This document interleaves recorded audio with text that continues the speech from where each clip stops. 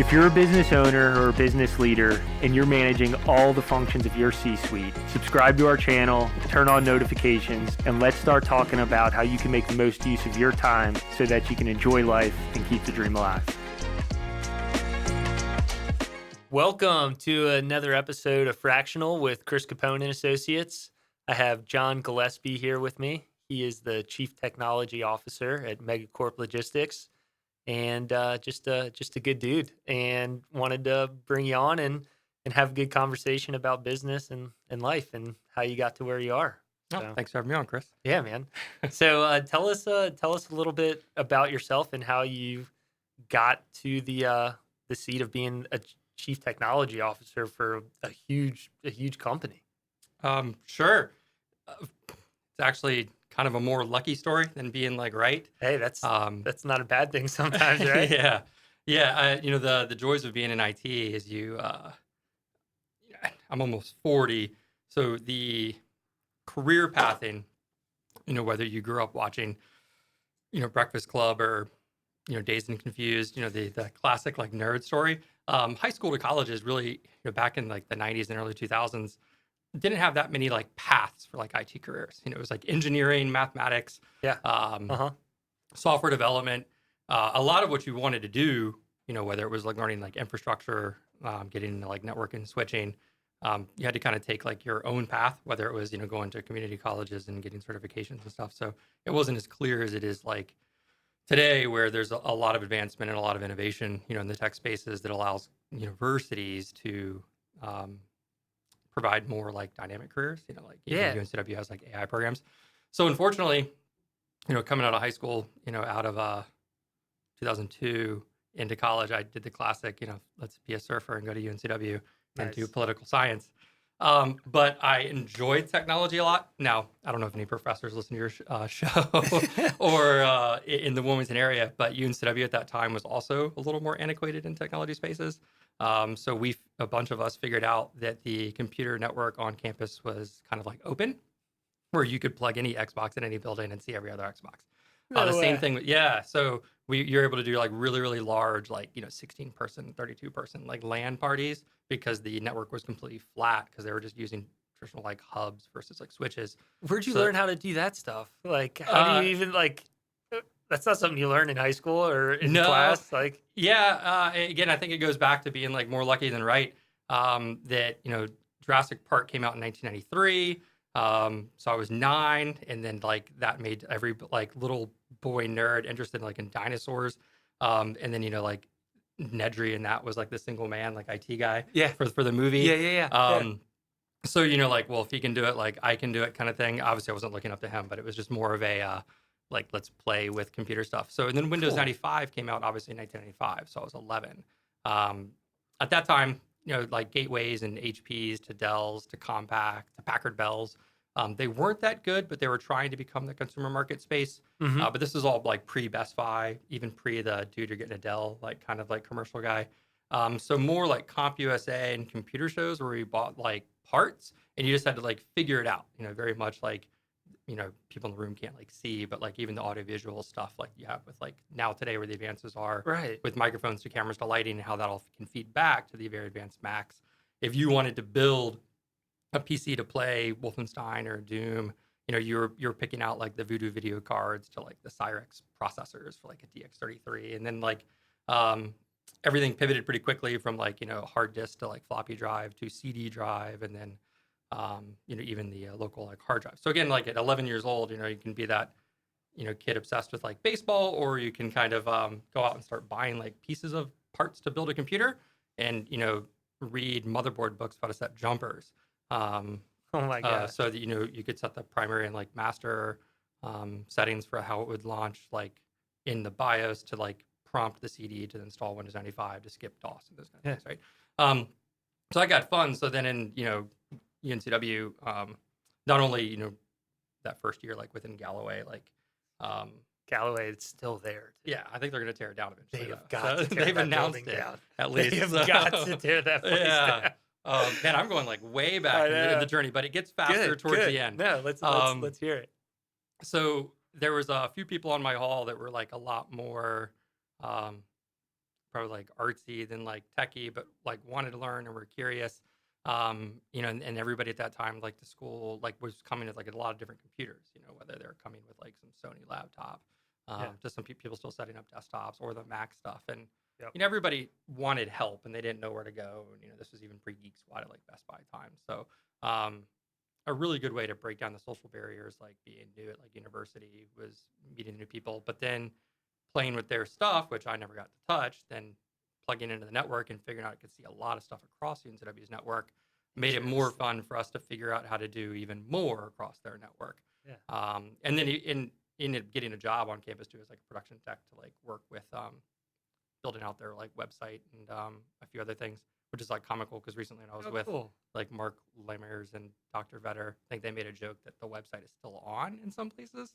So that was like 20 years ago. But Nice. universities are very The hard test of to, time, huh? yeah, they're very hard to upgrade. So unfortunately, I was not good at computer science and development.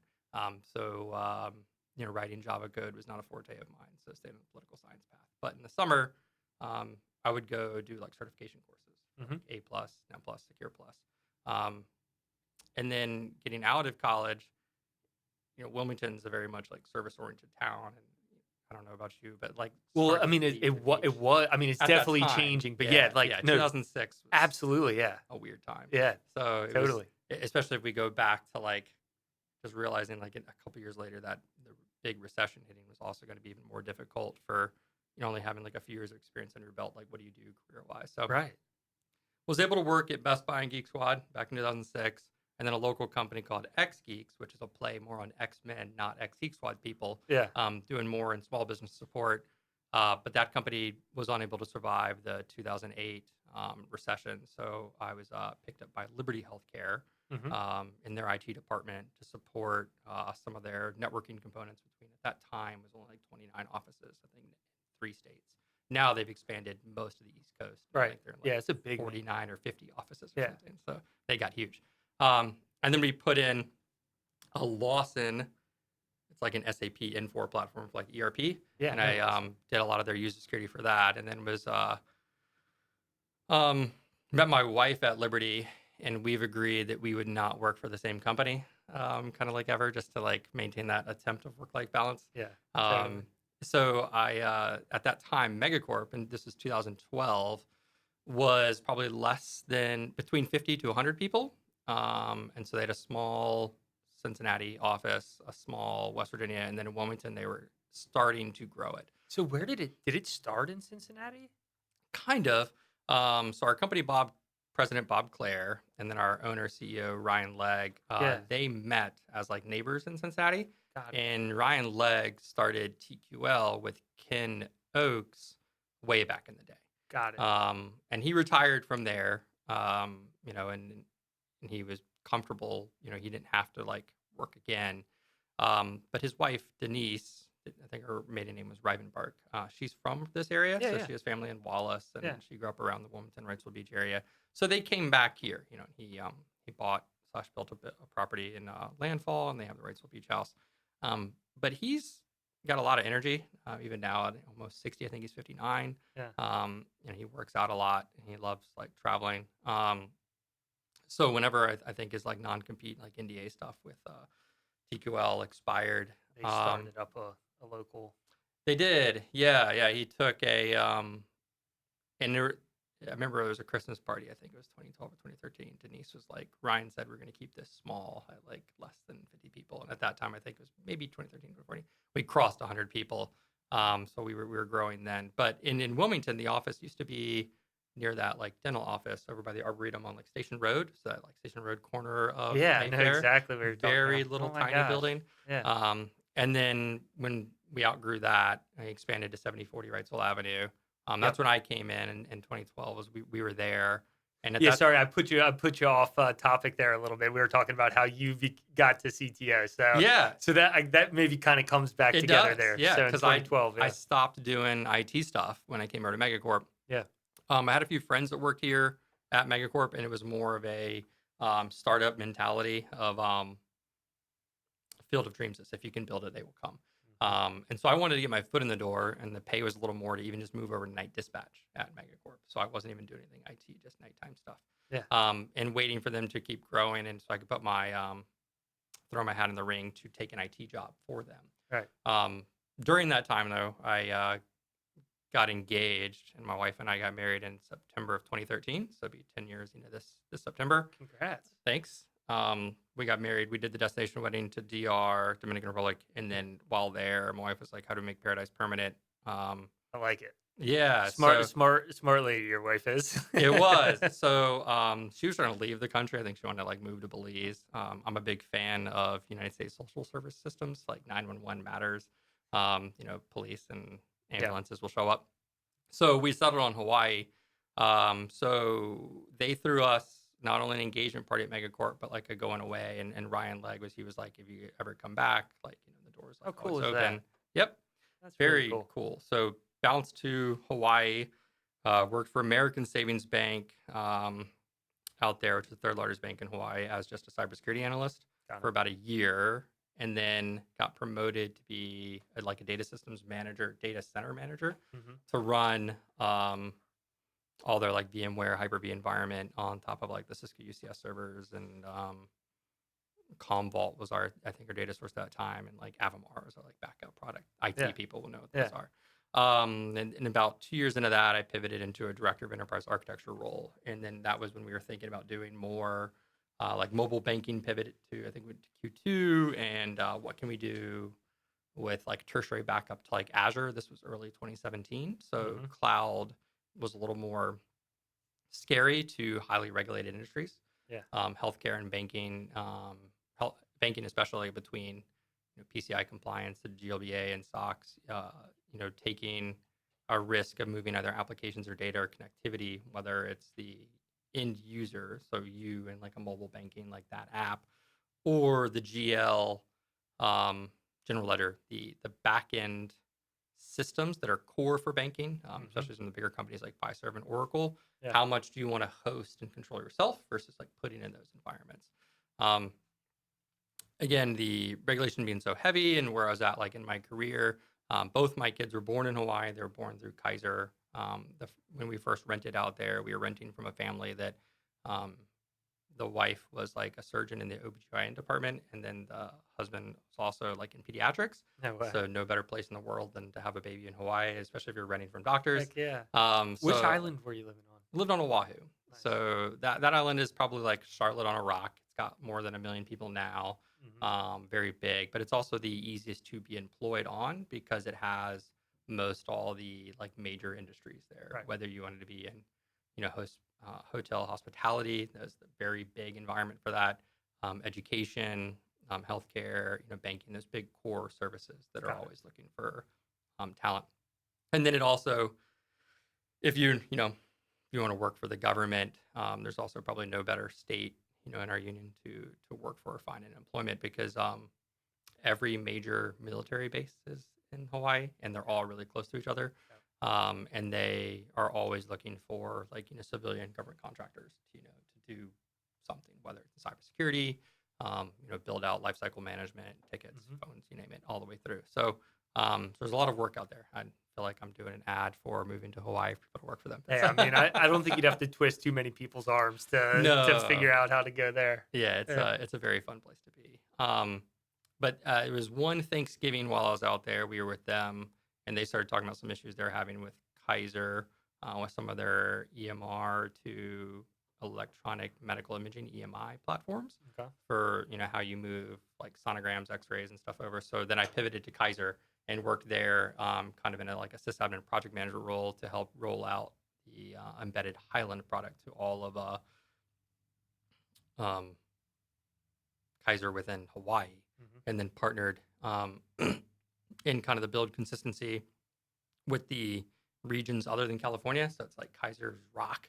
So it's that specific Northwest, Colorado, and then there's a big IT presence in Georgia. Hmm. I think there's also one around Washington, D.C., but at that time it was a little smaller. This was pre-pandemic. So like that 2018 to 2019. Then unfortunately, my dad passed away, and we moved back to North Carolina. I Sorry to was hear that. no, thank you. we fortunately, Kaiser being so big, they were extremely flexible and allowed me to continue to work remote. And I flew back for big go lives, trainings, Mhm. kind of feature releases. But the July of 2019, I was back. Me and my wife were out like on our boat and ran into Megacorp's CFO's girlfriend. And she was like, I didn't know you moved back. Yeah. Pretty much the following Tuesday, I got a call from the CFO. And then that started about a 9-month courtship of them trying to convince me to like come back on, or me try to convince them that it's worth me coming back on. Yeah, I know Yeah, that. it can go, especially for where they were at in their growth journey. Mhm. They were starting to ask some of the right questions of what they wanted to change as an organization. Mhm. A lot of that is hard. There's an exercise of maturity we all like do in life. Maybe we think we're really smart in our teens and 20s.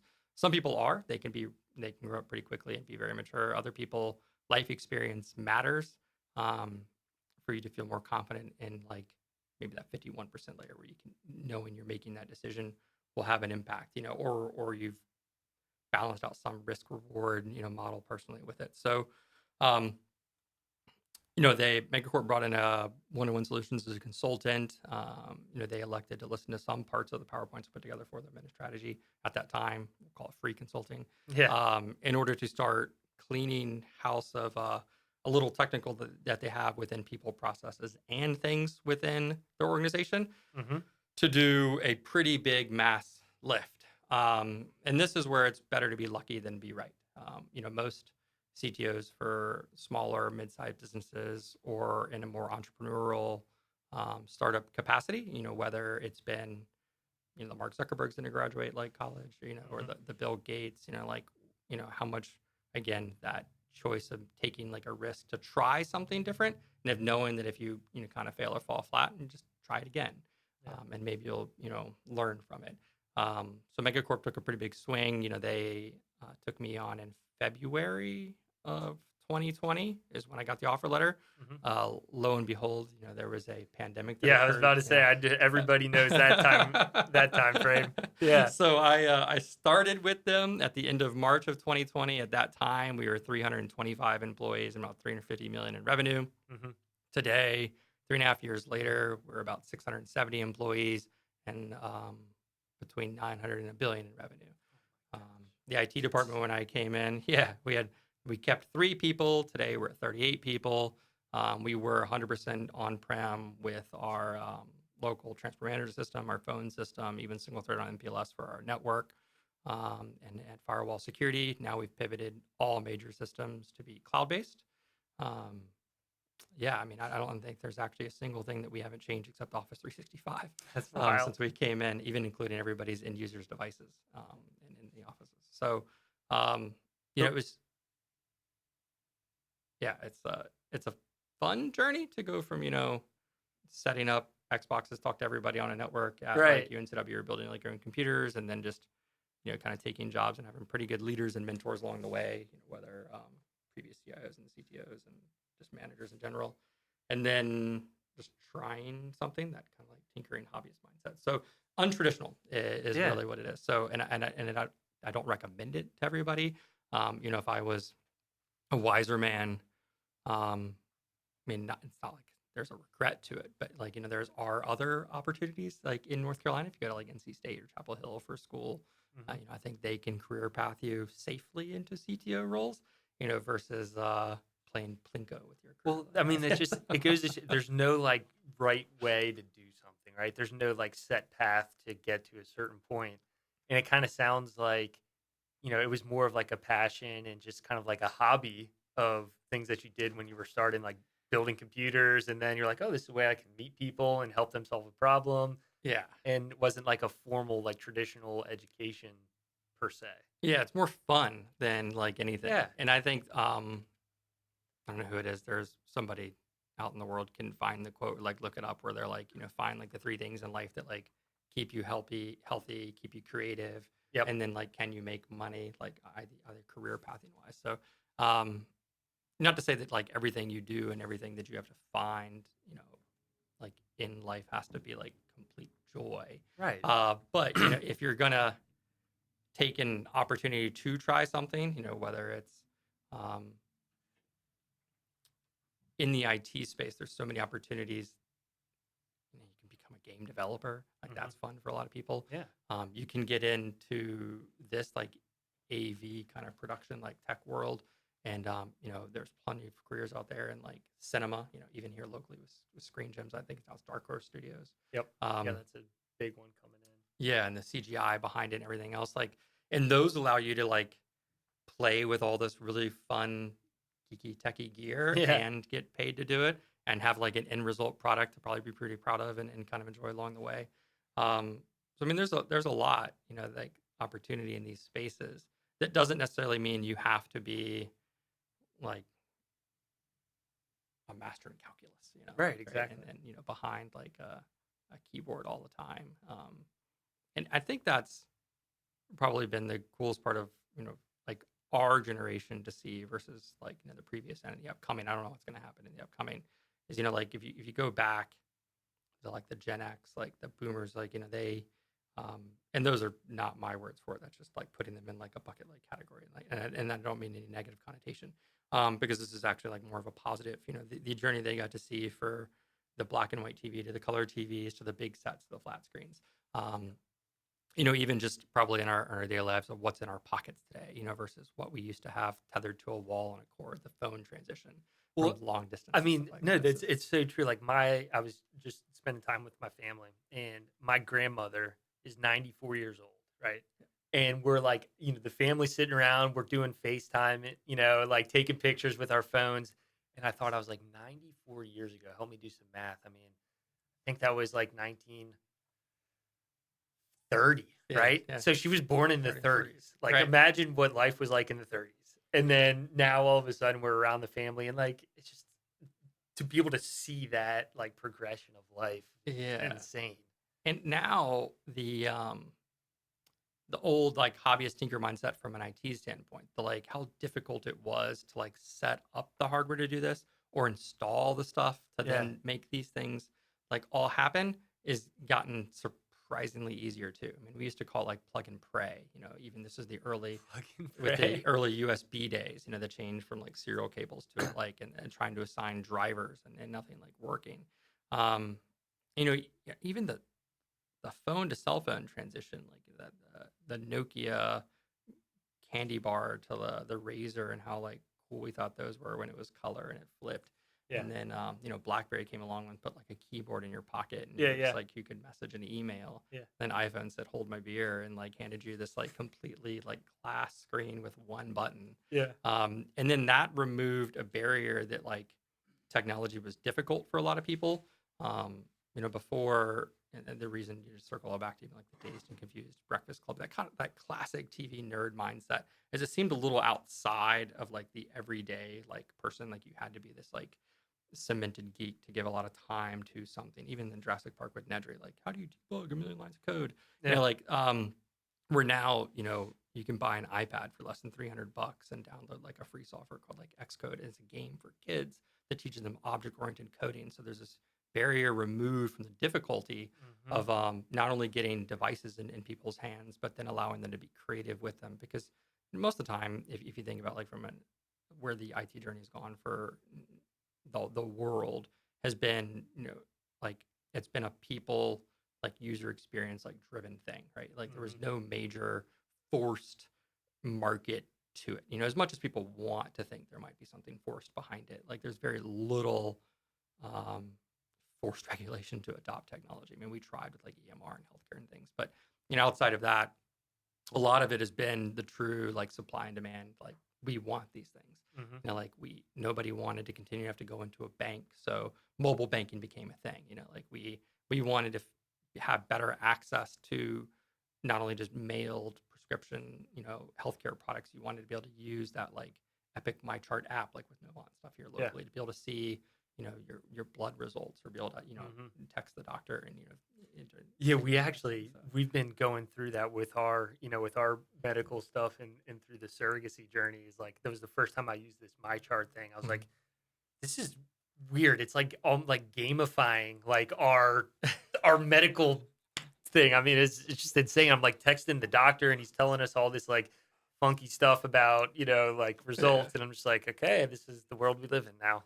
Pretty It wild. is, and I think there are, a little asterisk to that. The gamifying approach is probably true. I blame most of that on social like media, because that was completely consumer driven for almost no reason other than we wanted to like get rid of magazines. Hmm. 'Cause you think like the way that Instagram like works, and even the new version of Facebook back when we were in college, it was invite only and it was very college oriented and didn't have that feed wall. You just had like how you contacted people that you didn't have another way to contact. Right. It was that evolution out of AIM, that instant I messenger. remember And that. yeah, but then it's divulged into this space that like we figured out a way to profitize like our own data and free advertising because like if it's free, like you're the product, that's not the product. Yeah.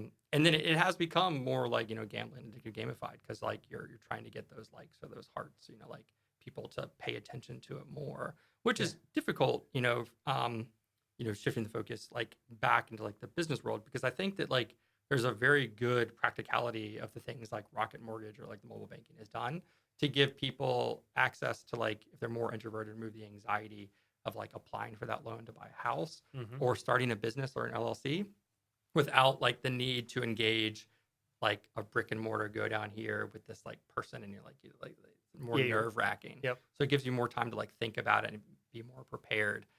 The healthcare space, there's probably a lot more change that needs to occur, but there's not a lot of standardization, so that'll be difficult. And then in the transportation space, it's kind of the same thing. There's not a lot of standardization um, in the data transfers or the apps and between like warehouses and like receivers. So you have to be very flexible to accommodate the customer asks, and then also find the right way to be more innovative to not only like win the business, but like collectively you can get out in front of like that competitor. So it's kind of fun to see on that side. But the coolest thing with technology, like that I would say like with my journey is like definitely start like your kids young. Like the 10-year-old age is not too old to get them to build computers and play with those things. You can probably even start younger with the advances that are the flexibilities of iPads, and then the access to that at a reasonable price and the creativity of it has made Hmm. it more broad to where like you're not necessarily needing to wait to like the high schools and colleges to play and kind of like learn with these things. And again, from a career pathing change even later, like in life, there's not this like forced medical degree or law degree, and you have to go back to school for 7 years to get into Right. it. You can No. do Exactly. short boot camps and certifications, and community college, and get in and be pretty effective. And original thought like matters the most because, um, cell phones replace the landline. Unfortunately, the big communication companies have always figured out how to get money from us. Yeah. So, instead of them charging for long distance and caller ID, now they just charge for data. Yeah. And before they charged for minutes on those phones. Right. Exactly. So, I mean, that wheel will keep on turning. But for the future, the generation like behind me coming into it, they're going to have a lot more fun, probably doing the big things next because the advances that we are seeing the universities are trying to keep up with in the mathematics and the algorithms behind like the machine learning AI capabilities is going to be pretty cool because that's going to be I mean I don't think it's existentially scary. I could be wrong Hmm. as some of these companies fear. The biggest thing about it is these more stapled parts of even IT industry that are probably like needing a bigger change. Hmm. Um, if I was them, I'd be a little more like scared of that smart kid in the garage now because the Cisco's and the Microsofts and the Apples of the world, even Google, the smarter generation behind me, what they have access to behind us, right? Not to make this like selfish on my side. Um, but inherently in IT, I think we're all a little bit like selfish because like we have our things that we like, whether it's this brand of microphone or this brand of computer, Yeah. but different story. The niches they've had for their billions of dollars, if they don't pivot and hire on like those smart kids, like their days will be numbered, just like AIM or Yeah. MSN Messenger replaced or Yahoo being replaced because the smart stuff that Open API is doing, not necessarily on the consumer side that we see with like ChatGPT, but just in general, the logic behind the logic being the math that's behind those algorithms of like predictive text engines could easily make Google a thing in the past, which is crazy to think about. That's crazy to Right. think about. It is. Well, So like I don't today know in a lot of like in most business discussions, like technology is part of every single conversation, right? Like, I mean, it seems like all the folks that I'm working with and talking about, it's always about how technology is just part of every discussion. How can we do things better, more efficient, more effective, and then just like general like economies of scale. And like so like back to how you said from Megacorp, I forget the specific numbers, but you guys like almost like doubled or tripled in revenue and tripled doubled in in revenue size. and doubled in size. I Yeah. mean, how can you do that without like and still maintain profitability without having some type of like infrastructure that supports that, you know, from a digital perspective, I guess, Yeah. right? Like in connectivity. Yeah, that is a difficult philosophy. With moving forward, it's how was it like said? I think it was Michael Crichton. I'm going all the way back to Jurassic Park again. Nice. This is Big bad. Jurassic Park guy. I love Yeah, it. unfortunately, I didn't even watch it recently. I It's didn't just even realize, sorry, we gotta go back. I didn't even realize that Samuel L. Jackson was in Jurassic Park, yeah, right? And like at that point in time, because Samuel L. Jackson, is just like this figure for me. I think of like Pulp Fiction and right. like all the other badass roles that he plays.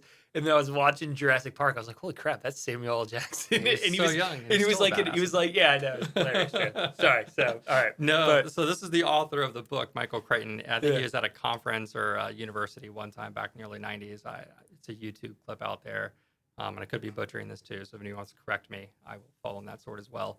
But I just remember this that there was no legislation from the government to promote the horse-drawn carriage when the car was invented, because like that supply and demand part of society, the invention of the car kind of drove like a natural pivot, right? Like nobody's out there advocating we need to give stipends or like tax credits for the horse-drawn right, carriage industry. Like it was right. like, no, we're all in. Like they built a combustion That's engine free and a market free, yeah, capitalism. and That's it and the definition of free market capitalism, right yeah, there. right. Right? So we've reached like a pivot point, like in society, that they're like mathematically you could do what we did in our industry, and people could still survive on paper and pencil and pen and like mail. But do they want to anymore? Right? I mean, you could make an argument that paper's cheaper. People writing out contracts and then like mailing them and stuff like that. And then in theory, it could be cheaper than going the full digital like DocuSign email world. Right. But the ease of access that people now have with the smartphones, in order to sign even mortgage documentation via like Rocket, for you to be able to check your my chart for an approval that like for this antibiotic that you're picking up like at Walmart, like or mailed to you. I don't think people really enjoy, unless you're getting Amazon packages, getting mail anymore that requires them to then write a check and send off. Like I don't think that that's still something that people like to do. Do you even have a checkbook? No, I think I no. got one in my closet in like the top desk drawer or something, but like Yeah, yeah. I pivoted to a bank in order for us to move to Hawaii, and I never pivoted off. And there is no branch here in like right. Wilmington, so it's all like It's digital. all digital. Huh? And again, that could be more like an isolated incident to myself, but like I think Well, the amount, there's banks that literally don't have branches. yeah, Like they're 100% digital. yeah. I mean, So like that's a competing philosophy. Like at my company, there are people that not at Megacorp, but just in general in the technology versus like transportation industry, going full digital the way that we have is not for everybody. Like we're in the top 30 now. I think we're number 28 in the 3PLs. We're like number 69 in all of transportation in the United States.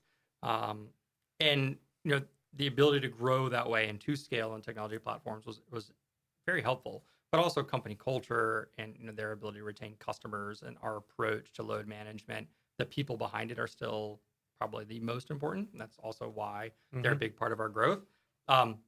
But generationally, the amount of people that we've hired in their age group that they're in, they would probably rather be on phones and iPads and laptops versus like doing paper. So like they don't even know how to write in cursive, or like they don't even know how to like fill out a form. It has to be digitalized. I heard it's not even taught anymore. Yeah, but that was a bad example for me, no, I guess. it's But true though. but it's just like there's certain things that you just they don't even know. Kids don't even know how to do because they're not being taught. Yeah, and I don't know. Like obviously, like I'm in the IT field, um, and it's like been a hobby slash career of mine for the last you know 17 years, I guess, if we want to count it, like definitely like post college and go back even further from like Yeah. building on the computer. Um, but like um, I like everybody, I probably enjoy like the disconnect time from it, because it is like part of the work. So like at home, I'm not a big like social media person like in life, and I'm not a big like advocate for it because it is very addictive, like the gamifying of it. Totally. And the same thing with like television and like TV shows, like um, kind of that cord cutting like app only world. So then you can kind of control your time instead of like DVR and like focusing on that like live streaming, whether it's a sports thing would be pretty fun. Yeah. But some of those, to be honest, like just like vinyl had its kind of like resurgence. Yeah. And you're seeing like the way everybody's going back to concerts and like they're selling all these tickets, and Messi moving here to America, and how big like soccer's like getting with his presence for it. Yeah. I think there is that kind of like analog world we have to get back to like with Yeah. it. It's like the old Um, school like feel, like yeah, because I mean, real life still matters. And I think as long as like a company, if they kind of put things in those specific buckets of like, yes, we want a digital transform, yes, we want this automation and efficiency, and technology as a tool can fix these process, be part of the process for these things. yeah. But the people side still has to matter the most. I mean, I still have a pretty big IT bench, and I try to spend a lot of time with them and understand like the real life side of it. Because I mean, I always appreciated that, Right. coming up in the roles. And then really, as a CTO or an IT person, like we do these things and play these IT pieces because like they can be helpful, and so they should not be the burden, and people Hmm. should want to like enjoy them. I take it more personally, probably at home and at work when there's like a problem and like the tech isn't working right, because it's a little bit of ego, but it's also like it's supposed to be fun. Yeah. Like we have like an outside projector at home, and that we'll set up for like summertime like movies, How and it's like cool. if the That's awesome. Wi-Fi can't reach it to stream that Disney thing, I'm like redoing my whole like home network and moving it like all around to like figure out why there's an odd dead spot at this one evening. Yeah. And it's the same thing like at work, like if we have like little mini fires or like problems from a help desk ticket, Hmm. like we have a help desk team to like support those users. But if it's like the conference room isn't like working right, or somebody doesn't like that color of like the laptop they got, right, the silver versus black Yeah. thing, like to me, like I kind of remember those moments a little more, because if they're spending 8 hours plus a day and they're carrying that product, they're in those rooms, there's um, they're going to have more human connection, right? That confidence, whether they're doing a presentation to a customer Yep. in business conference room, or if they're traveling with that device, there's probably a reason they're traveling for work, and like IT should not be a burden in that situation, Right. because like they're taking time out of their life to like do the unjoyous thing of the complications of scheduling and flights and hotels and Ubers or rental cars, Yeah. and that's already a big energy pull.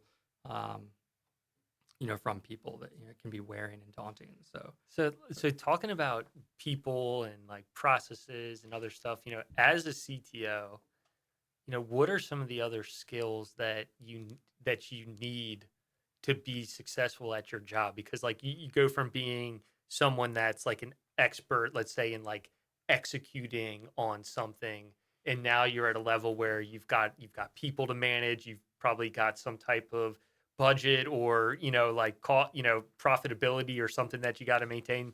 What are some of the other skills you need to be a successful CTO? yep, it's a completely different hat to wear than the IT like doers. Right. To probably do this the way that I do it, and the mentors that I've had through previous organizations, whether it was like Rich Wacker at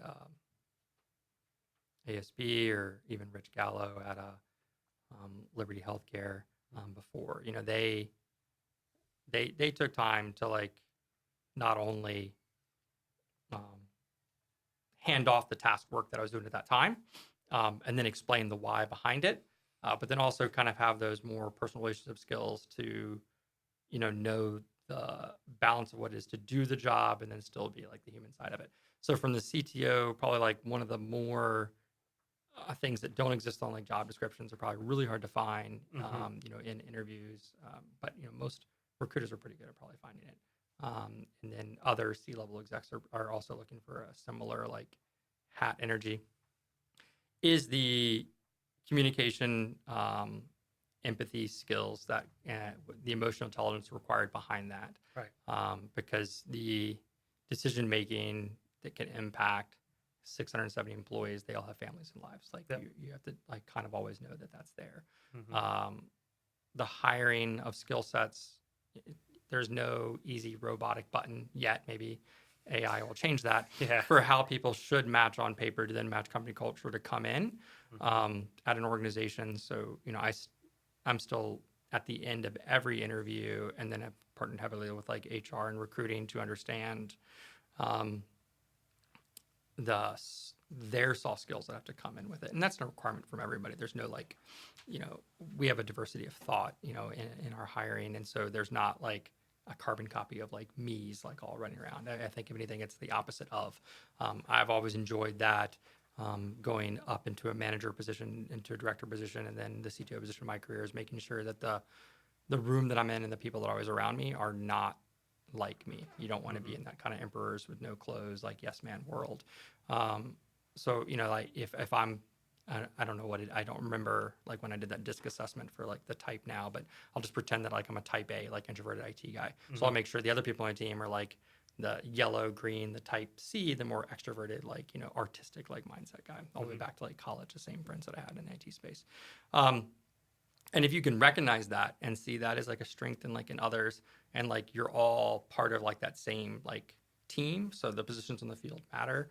It's football analogy versus like baseball, but like a quarterback is different than like the center, different than defense, different than special Right. teams, right? In IT there's a lot of different roles. Engineers are different Yep. than architects versus software support versus developers versus people in leadership positions. The It's good to have a technical mindset in any type of IT management, IT leadership role, but it also takes you know I don't know the good phrase for it, like drink the Kool-Aid of the organization you're with. Hmm. And I was like at Kaiser, I got the privilege of like being like fully like scrubbed up and going in for like robotic surgeries and seeing how equipment worked, right? Like, Right. understanding like the day in the life of like doctors and nurses. At banking, we at ASB, we spend time at the branches and with the tellers and the rest of the finance departments and learn how they do like marketing and how they track like revenue is very eye opening.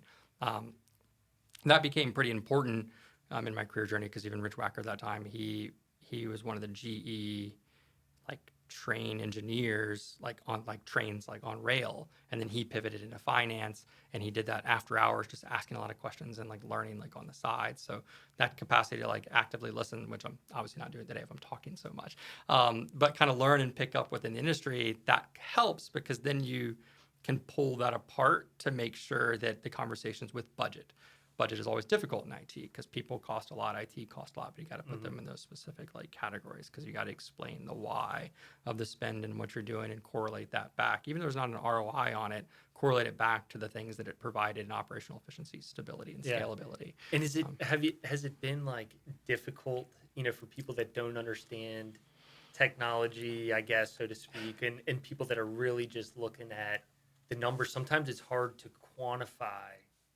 the impact, right? I mean, like, implementing this new system, or just saying new system, we're implementing this new system, and someone's like, well, what's our cost savings? Well, it's like, like this is what it's going to cost, this is what it's going to do, but there's so much, qualitative aspect to it that you can't measure. It's like, okay, customer satisfaction is higher because it's easier to do business with us. right. Employees are happier because, it makes their job easier. Like, how do has that ever been like a hurdle that you have to get across when trying to pitch an idea or get like the board or whatever For to approve sure. something? Yeah, I attempted it from my view and mindset when I was a little bit younger in my early 30s, late 20s at like American Savings Bank, very much pulling like the Jerry Maguire, like Lord of the Living Room, like sales pitch, like this is why we have to do it. And it was very IT only focused. Yeah. Kind of learned quickly that I was going to fail miserably at that approach in the wrong boardrooms with the wrong people.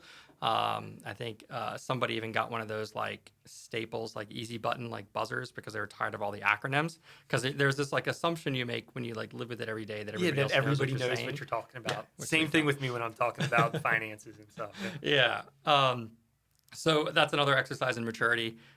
So now, I wouldn't say I've fully matured or gotten like a wiser, but I know enough to know that when I'm losing somebody in the conversations, Right. like if I'm being too techie or too many acronyms. Yeah, Um, see the eyes start to glaze over a yeah. little bit. It's like, oh, It, this guy's the lost. humility matters there too, because I mean I'll admit it when it happens. So now Yeah. they like make fun of or like joke on it, which I love because that immediately breaks down the defenses people have in like situations where you're either asking for more money or you're talking through like org changes. Those are always like difficult. As much as people think that any boardroom you get in, whether I was at the Hawaii Electric Industries in that boardroom or with ASB and them, and now with like MegaCorp, like a lot of people, it is very difficult. Like, and that's probably one thing, when I was younger, I always had these like delusions of grandeur where if I was in a position of power, I would like do it this way. Yeah. Right? Like, Yeah. and you make these assumptions that like they're not making smart decisions in the room. And then once you're in some of those rooms, you realize there's a lot more variables. The game of chess, like in politics is interesting. Yeah. And then the dynamics when you're at large organizations, whether you're hundreds, if not thousands of employees, the ripple effect of any decision is like wide. So, it's difficult to find compromises in friendships for what movie you want to go see, what search Right. spot you're going to travel to, where you're going to go for dinner. Same within marriage, even more difficult when you're trying to do it in like a business setting because you're always weighing out. And that's why you have the team, right? Is because there's so many different variables, there's so many different perspectives that, everybody is, in that you have to have those different perspectives to make what is the best decision for the the going concern of the business and for what we're ultimately trying to achieve. Right. Yeah, and I appreciate that like the most. Like I have I have a degree of transparency. I go back to my leadership team with IT. Yeah. Minus like showing all the skeletons in the closet. Like they're always behind like, that you just have to hold on to in order to build out trust. But when we're trying to make a decision on an IT solution or a process change reconfiguration or even budget for a role, they're in the interviewing part of the process. So because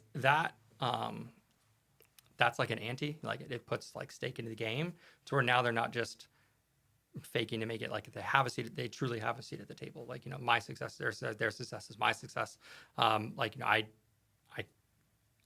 I've been fortunate to like be a doer at times in my career, but when you pivot into leadership, the hardest thing to like learn, and there's no easy button, there's no real good book for it too, is like trust and the relinquish of that control that they're not going to do it the same way you would do it. Exactly. But you have to be like okay that everybody can do it differently. I think it's the same thing as like a parent. Like the kids aren't always going to do what you want, but like the way that they do it like is fine. Yep. You probably see even with teachers when they're trying to teach those complicated like math problems. They're like, show your work, and you're like, I should enough. Yeah. I always just arrived at the answer somehow. Yeah. Right. That's the same thing that you have to kind of like play upon in any type of management leadership, in the CTO like hat, is that the people that we have hired are the right people for the right reasons doing the right thing. Awesome. Until they break down like trust, right? But most of the time, inherently people like to, as much as we want to be hermits or like introverts, right? Especially the old IT nerd thing, like humans are a community species. Like we thrive together in like larger audiences. So collaboration is a thing, teamwork is a thing. We don't need to have the one person doing the assignment like in high school or college.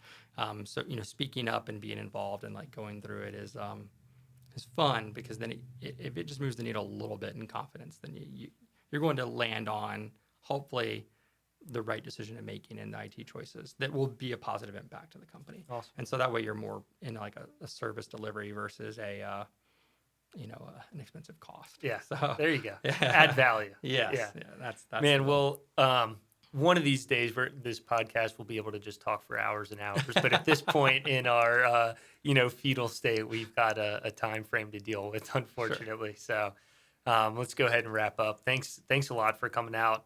Really cool story on, how you've gotten to where you are. No, I And, appreciate it. I guess I always like to end, if someone's listening and they like what you're talking about or they just want to connect, is there a way for, someone, hey, I'm looking for a career in IT or I'm looking for someone to talk to. Is there a way for people to get in touch with you that you'd be willing to share? Yes, yeah, I'm on LinkedIn. Perfect. I really like that kind of social media for these things. Like Right. it's a very Yeah. business oriented, a very easy way to contact. Yeah. And if anybody wants to reach out to me on there, I will then share out my email address with everybody Awesome. that wants. Awesome. Well, for cool, the man. discussion. Well, Thank you. thanks again. Thanks, That was Chris. awesome. Thanks, guys, for tuning in for another episode, and we'll look forward to seeing you again next time.